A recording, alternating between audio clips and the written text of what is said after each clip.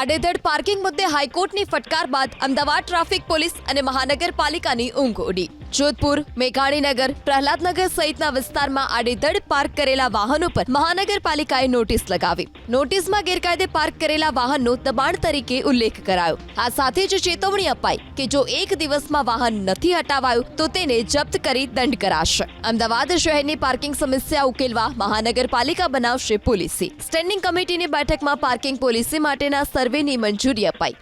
Standing કમિટીના chairman Devang Dani અનુસાર વાહનોની સંખ્યા દિવસે ને દિવસે વધી રહી છે। 2021ના આંકડા અનુસાર અમદાવાદ શહેરમાં 40 લાખ વાહનો હતા અને જેમાંથી 74% વાહનો ફોર વ્હીલર, ઉત્તર પશ્ચિમ ઝોન અને પૂર્વ ઝોનમાં રોડ પર પાર્ક થતા વાહનો અંગે સર્વે કરાશે। આગામી દિવસોમાં નવા પે એન્ડ પાર્કિંગ શરૂ કરાશે।